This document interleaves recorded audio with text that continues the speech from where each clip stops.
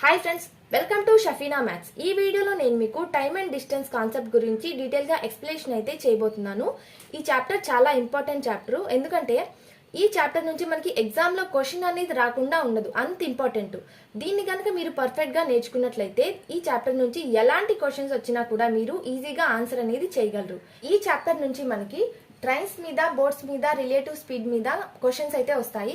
So మీరు కనుక concept ని పర్ఫెక్ట్ గా నేర్చుకున్నట్లయితే వీటి నుండి ఎలాంటి క్వశ్చన్స్ వచ్చినా కూడా మీరు ఈజీగా ఆన్సర్ అనేది చేయగలరు. సో వీడియోని ఎక్కడా కూడా స్కిప్ చేయకుండా ఎండ్ వరకు చూడండి. అండ్ మీకు నా వీడియో నచ్చితే లైక్ చేయడం మర్చిపోవద్దు. ఇప్పుడు మనం టాపిక్ లోకి వెళ్దాం. ఇప్పుడు మనం కాన్సెప్ట్ లోకి వెళ్తే ఇందులో మనకి డిస్టెన్స్, స్పీడ్, టైము, ఈ చాప్టర్ మొత్తం కూడా ఈ మూడింటి మీదే డిపెండ్ అయి ఉంటుంది. Distance, speed, time. ఇప్పుడు వీటి రిలేషన్స్ చూసుకుంటే time is always directly proportional to distance. ఎప్పుడైతే మనకి టైం అనేది పెరుగుతుందో డిస్టెన్స్ కూడా పెరుగుతుంది. ఇప్పుడు ఒక ప్లేస్కి నేను హాఫ్ అన్ అవర్లో నేను 10 కిలోమీటర్స్ వెళ్ళాను అని అనుకోండి. అదే నేను 1 అవర్ వెళ్తే 20 కిలోమీటర్స్. హాఫ్ అన్ అవర్లో 10 కిలోమీటర్స్ వెళ్ళినప్పుడు 1 అవర్ వెళ్ళినప్పుడు 20 కిలోమీటర్స్ అనమాట. అంటే ఇక్కడ నాకు టైం అనేది పెరిగింది, అదే విధంగా డిస్టెన్స్ కూడా పెరిగింది. ఇప్పుడు నేను 10 కిలోమీటర్స్ వెళ్ళాలి, హాఫ్ అన్ అవర్లో వెళ్ళాను. ఇప్పుడు నేను 20 కిలోమీటర్స్ వెళ్ళాలి, సో 1 అవర్ పడుతుంది. సేమ్ మనకి టైం పెరిగినప్పుడు డిస్టెన్స్ పెరుగుతుంది, డిస్టెన్స్ పెరిగినప్పుడు టైం కూడా పెరుగుతుంది అనమాట. సేమ్ అదే విధంగా స్పీడ్ కూడా డిస్టెన్స్ కి డైరెక్ట్లీ ప్రపోర్షనల్. మనకి స్పీడ్ ఎప్పుడైతే పెరుగుతుందో అప్పుడు డిస్టెన్స్ కూడా పెరుగుతుంది. సో డిస్టెన్స్ పెరిగినప్పుడు స్పీడ్ కూడా పెరుగుతుంది. ఇప్పుడు టైం అండ్ స్పీడ్ మధ్య రిలేషన్ చూసుకుంటే time is always inversely proportional to speed. Time always inversely proportional to speed. ఎప్పుడైతే మనకి టైం పెరుగుతుందో స్పీడ్ అనేది తగ్గుతుంది. సపోజ్ నేను ఒక దగ్గరికి 1 అవర్లో వెళ్ళగలను, బట్ అక్కడికి నేను 2 అవర్స్లో వెళ్ళాను. అంటే ఇక్కడ నాకు టైం అనేది పెరిగింది, ఎందుకంటే నేను స్లోగా వెళ్ళినందువల్ల 1 అవర్లో నేను చేరుకునే ప్లేస్కి 2 అవర్స్లో చేరుకున్నాను అనమాట. ఎందుకు? అక్కడ స్పీడ్ అనేది తగ్గింది. ఎప్పుడైతే మనకి టైం అనేది పెరుగుతుందో అప్పుడు స్పీడ్ అనేది తగ్గుతుంది. Time is always inversely proportional to speed. Same అదే విధంగా speed is also inversely proportional to time. ఎప్పుడైతే నేను స్పీడ్గా వెళ్తానో అప్పుడు తక్కువ టైంలో వెళ్తానమాట నేను వెళ్ళాలనుకునే ప్లేస్కి. లేదా నేను స్లోగా వెళ్ళినప్పుడు నేను వెళ్ళాలనుకునే ప్లేస్కి ఎక్కువ టైం పడుతుంది. నేను స్లోగా వెళ్ళినప్పుడు ఎక్కువ టైం తీసుకుంటాను, అండ్ ఫాస్ట్గా వెళ్ళినప్పుడు తక్కువ టైంకి నేను అక్కడికి వెళ్తానమాట.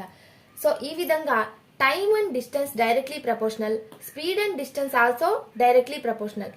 Time is inversely proportional to speed, speed is inversely proportional to time అనమాట. ఇప్పుడు వీటి మూడింటిని కనుక్కోవాలంటే డిస్టెన్స్ ని కనుక్కోవాలి అంటే distance is equal to speed into time.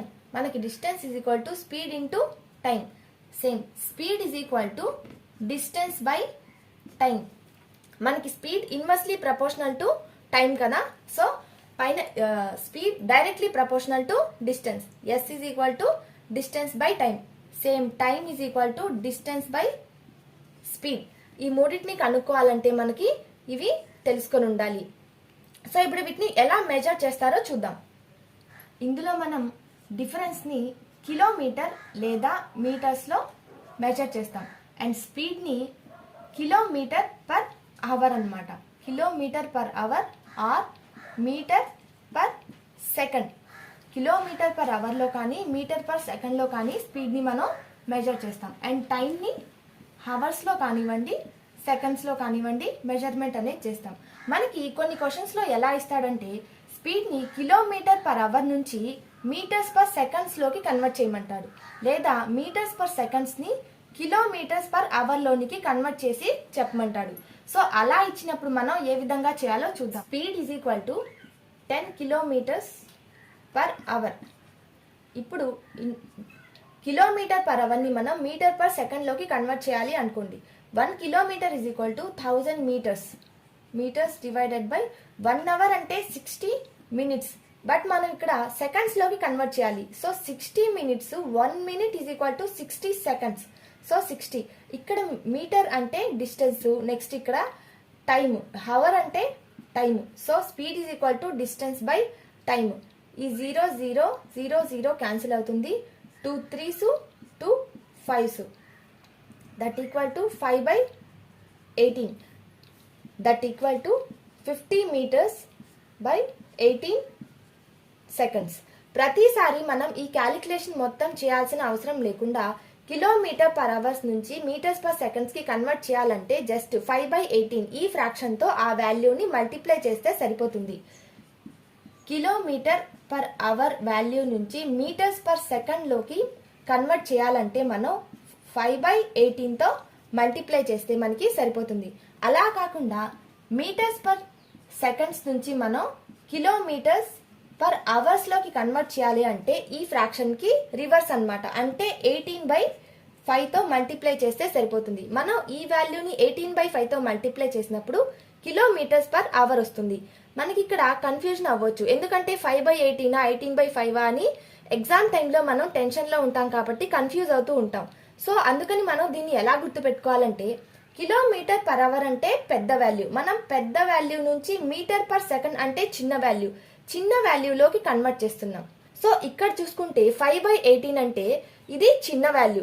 18 మనకి డినామినేటర్ లో ఉండేది always original value. So 18 parts ఉంటే మనకి పైన 5 పార్ట్స్ మాత్రమే ఉన్నాయి, అంటే ఇది చిన్న ఫ్రాక్షన్ అన్నమాట.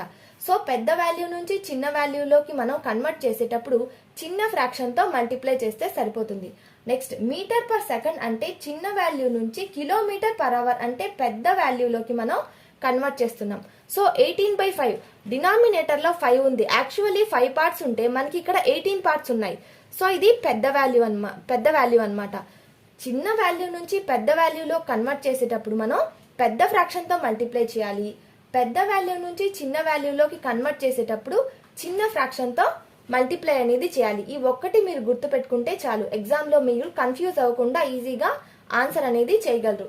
లాస్ట్ లో ఏమొస్తుందో చూసుకోండి. చిన్న వాల్యూలో కన్వర్ట్ చేయాలంటే చిన్న ఫ్రాక్షన్ తో మల్టిప్లై చేయాలి, పెద్ద వాల్యూలోకి కన్వర్ట్ చేయాలి అంటే పెద్ద ఫ్రాక్షన్ తో మల్టిప్లై అనేది చేయాలి. ఇక్కడ వరకు మీకు అర్థమైందని అనుకుంటున్నాను. మీకు ఏమైనా డౌట్స్ ఉంటే కామెంట్ బాక్స్ లో కామెంట్ చేయండి. నెక్స్ట్ మనం రిలేటివ్ స్పీడ్ లోకి వెళ్దాం. సపోజ్ ఏ అండ్ బి అనే ఇద్దరు వ్యక్తులు సేమ్ డైరెక్షన్ లో వెళ్తూ ఉన్నారు అనుకుందాం. ఇతను S1 స్పీడ్ తో 10 కిలోమీటర్స్ పర్ అవర్ వెళ్తున్నాడు. బి అనే వ్యక్తి S2 స్పీడ్ తో 5 కిలోమీటర్స్ పర్ అవర్ స్పీడ్ తో వెళ్తున్నాడు. ఏ అని అతను S1 స్పీడ్ తో 10 కిలోమీటర్స్ పర్ అవర్ తో వెళ్తున్నాడు. బి అని అతను S2 స్పీడ్ తో 5 కిలోమీటర్స్ పర్ అవర్ తో వెళ్తున్నారు. వీళ్ళ స్పీడ్స్ ఎలా ఉన్నాయి? S1 గ్రేటర్ దెన్ S2 ఈ విధంగా ఉన్నాయి. సో వీళ్ళిద్దరూ సేమ్ డైరెక్షన్ లో వెళ్తున్నప్పుడు వీళ్ళ రిలేటివ్ స్పీడ్ ఎలా ఉంటుంది అంటే S1 మైనస్ S2 అవుతుంది అనమాట. వీళ్ళు సేమ్ డైరెక్షన్ లో వెళ్తూ S1 గ్రేటర్ దెన్ S2 ఉన్నప్పుడు మాత్రమే ఇది కండిషన్ అన్నమాట. అంటే ఒకరి స్పీడ్ ఎక్కువ ఉండాలి, ఒకరి స్పీడ్ తక్కువ ఉండాలి, అప్పుడు సేమ్ డైరెక్షన్ లో వెళ్తూ ఉండాలి. అలాంటప్పుడు వీళ్ళ relative speed S1 minus S2 ఉంటుంది. వీళ్ళు సేమ్ డైరెక్షన్ కాకుండా ఆపోజిట్ డైరెక్షన్ లో వెళ్తూ ఉన్నారు అనుకోండి. ఏ అనే వ్యక్తి ఇలా వెళ్తున్నాడు, బి అనే వ్యక్తి ఇటు సైడ్కి వస్తున్నాడు, అంటే ఏ వైపుకి వస్తున్నాడు. Same S1 S2 speed 10 kilometres per hour 5 kilometres per hour speed తో ఇలా వస్తున్నప్పుడు వీళ్ళ relative speed S1 plus S2 ఉంటుంది. ఎప్పుడైతే వీళ్ళు సేమ్ డైరెక్షన్ లో వెళ్తున్నారో అప్పుడు వాళ్ళ relative speed S1 minus S2 ఉంటుంది.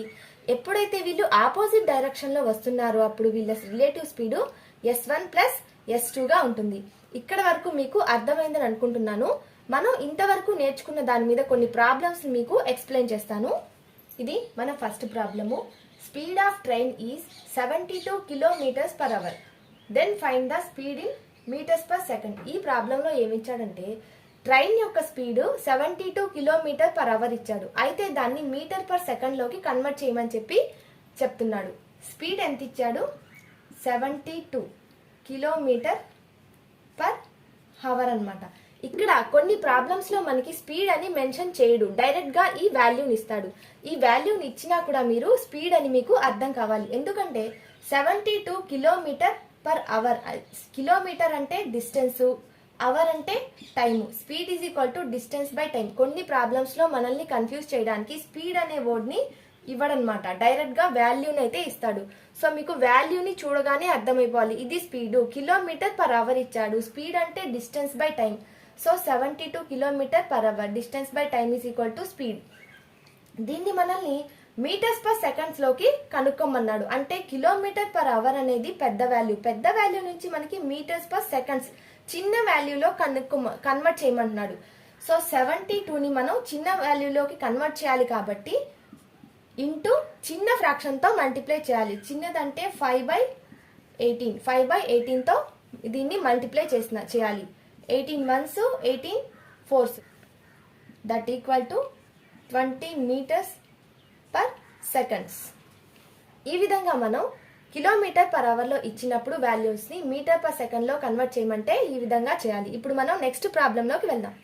ఇది మన నెక్స్ట్ క్వశ్చన్.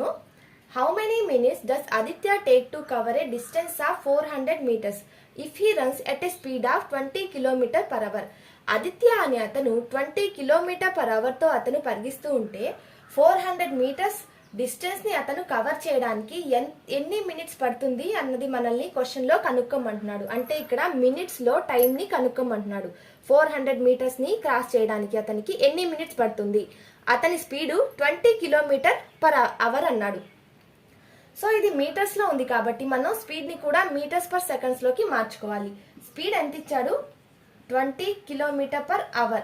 దీన్ని మనం సెకండ్స్ లో మార్చుకోవాలి. అంటే km/h నుంచి మీటర్/సెకండ్ లో కన్వర్ట్ చేస్తున్నాం కాబట్టి 5/18 2 9s 2 10s that equal to 50/9 మీటర్/సెకండ్. మనకి స్పీడ్ అనేది మీటర్/సెకండ్ లో 50/9 వచ్చింది. ఇప్పుడు మనల్ని టైం కనుక్కోమన్నాడు. ఎంత టైం పడుతుంది? Time is equal to distance by speed that is equal to distance ఎంత ఇచ్చాడు?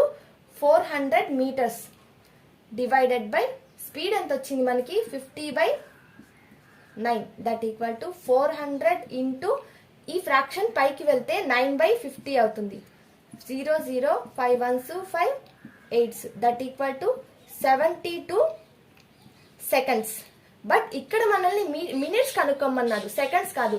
సో 60 seconds వచ్చి 1 minute that equal to 60 seconds 1 minute. Remaining ఎంత ఉంది? 12 ఉంది. 12 మినిట్స్ కి 1 minute కి 60 seconds కాబట్టి divided by 60 12 1s 12 5s that equal to 1/5 minutes పట్టిందనమాట.